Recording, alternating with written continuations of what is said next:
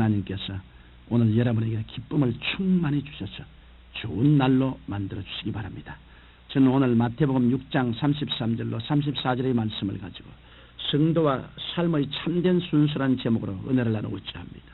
삶의 방향 선택은 우리 삶의 과정과 결과에 커다란 영향력을 미칩니다. 누가복음 16장에는 부자와 나사로에 관한 예수님의 비유가 나와 있습니다.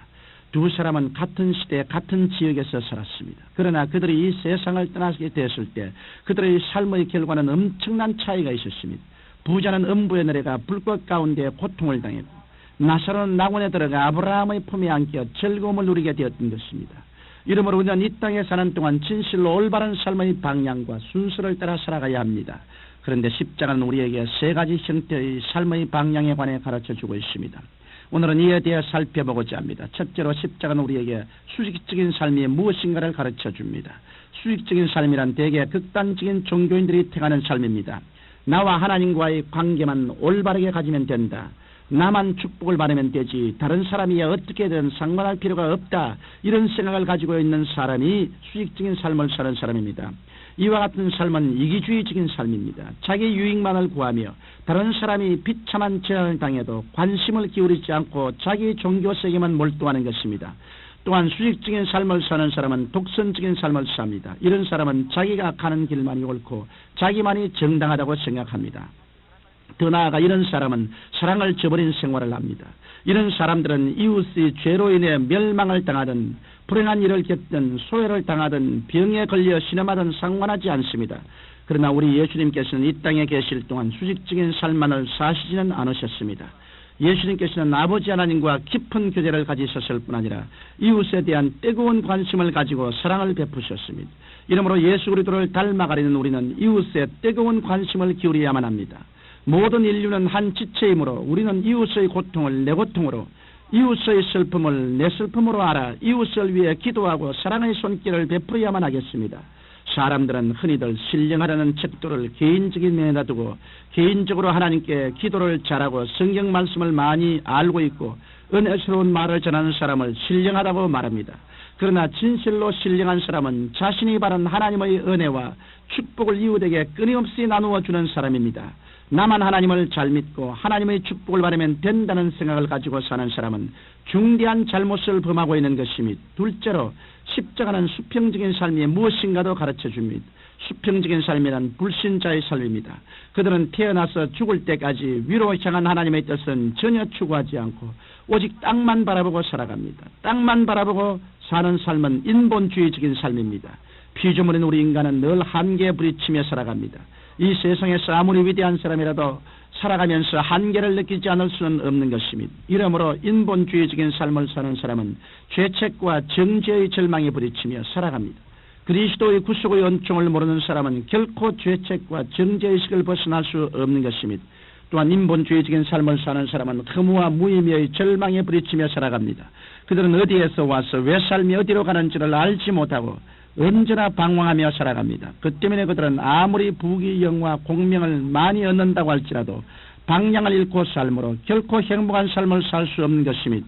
나아가서 인본주의적인 삶을 사는 사람은 죽음과 무의 절망에 부딪히며 살아갑니다. 인간의 수명은 70이요 강건한 80입니다. 인간의 육체는 누구나 흙으로 돌아가고 마는 것입니다. 사람이 아무리 재산을 모으고 부귀 영화 공명을 누리고 있어도 예수 그리스도를 구주로 모시지 않고 있으면 하늘나라를 소유할 수 없습니다. 이러므로 인본주의적인 삶을 사는 사람은 죄책과 정죄의 절망, 죽음과 무의미의 절망에 늘 쫓기며 살아가는 것입니다.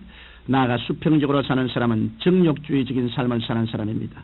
이런 삶을 사는 사람은 언제나 육신의 정욕을 쫓아 식욕, 성욕 등 쾌락을 정신없이 추구합니다. 또한 이런 사람은 안목의 정욕, 즉 명예욕, 사치, 자기 자랑을 위해 살아갑니다. 나아가서 이런 사람은 이 세상의 자랑, 즉 권력을 얻고 출세를 해보겠다는 권력주의, 출세주의를 추구하며 살아갑니다. 그러나 이와 같은 삶은 일시적이고 무의미하고 변화무쌍합니다. 하나님을 알지 못하고 수평적인 삶만 사는 사람들에게는 영원한 죽음과 심판이 기다리고 있을 뿐입니다. 히브리서 9장 27절에 한 번 죽는 것은 사람에게 정하신 것이요 그 후에 심판이 있으리라고 기록되어 있습니다. 수평적인 삶을 사는 사람은 장차 하나님께 심판받고 영원히 버림을 받아 불과 유황으로 타는 못으로 영원히 버림을 받게 될 것입니다. 셋째로 십자가는 우리에게 십자가의 참된 삶을 살아갈 것을 가르쳐 주시며 십자가는 수직과 수평으로 되어 있으며 십자가는 하늘의 길과 땅의 길을 조화시킨 모형을 하고 있으며 십자가는 우리에게 먼저 구할 것과 나중 구할 것을 상징적으로 보여주고 있는 것이며 우리는 먼저 수직적인 삶을 힘차게 추구해야겠습니다. 수직적인 삶을 추구한다는 것은 하나님의 나라와 하나님의 의를 구한다는 말입니다. 그리스도인들에게는 먼저 구할 것과 나중 구할 것이 있으며 그리스도인이 이 순서를 바꾸어 놓으면 결코 성공적인 신앙생활을 할 수 없으며 우리 그리스도인들은 이 땅에 하늘나라가 임하도록 열심히 전도하며 주님의 몸된 교회를 받들어야 할 것이요 윤리적이고 도덕적인 삶을 살아서 성결한 삶의 모습을 세상 사람들에게 보여주어야 할 것이며 이것이 바로 수직적인 삶인 것입니다. 나아가서 우리는 수평적인 삶을 살아야 합니다. 우리는 우리의 현실을 무시하고 수직적인 삶만을 살아갈 수 없습니다. 직장인은 직장에서 열심히 일을 해야 하고 사업가는 성실히 사업해야 하며 주부는 가사를 잘 돌봐야 하고 학생은 열심히 공부해야 합니다. 하나님께서는 그리스도인들이 광야 같은 이 세상에 주어진 일에 충실함으로 승리하는 삶을 살기를 원하십니다. 이를 위해 하나님께서는 보혜사 성령님을 그리스도인들에게 보내주셨습니다. 성령께서는 우리가 수직적인 삶과 수평적인 삶을 잘 살 수 있도록 도와주시는 것입니다. 로마서 8장 26절에는 이와 같이 성령도 우리 연약함을 도우시나니 우리가 마땅히 빌 바를 알지 못하나 오직 성령이 말할 수 없는 탄식으로 우리를 위하여 친히 간구하시나니라고 기록되어 있습니다. 성령께서는 우리가 영적으로 힘을 잃을 때 힘을 얻도록 도와주십니다.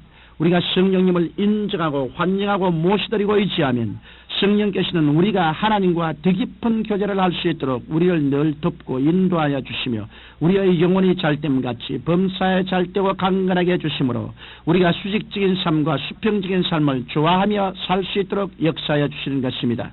사랑하는 청취자 여러분, 참된 성도의 삶은 수직 일변도의 삶도 아니요 또 수평 일변도의 삶도 아닙니다. 우리가 십자가의 삶, 즉 먼저 그의 나라와 그의 의를 구하는 수직적인 삶과 이웃에 관심을 가지고 사랑을 실천하는 수평적인 삶을 살아갈 때 우리를 통해 하나님의 영광이 크게 나타나는 것입니다. 그리스도인들은 이 땅에 발을 딛고 살지만 한편으로는 하늘나라의 백성들입니다. 그러므로 그리스도인들의 가장 아름다운 삶은 수직적인 삶과 수평적인 삶이 조화를 이룬 십자가의 삶입니다. 여러분, 이와 같은 십자가의 삶을 살다가 육신의 장막을 벗는 날 영원한 하늘나라에 들어가 주님과 함께 영화로운 삶을 누리게 되시기를 주님의 이름으로 축원합니다. 거룩하신 아버지 하나님, 모두 다 하나님을 먼저 사랑하고 그 다음 이웃을 내 몸같이 사랑하며 이 세상에서 살게 하여 주옵소서.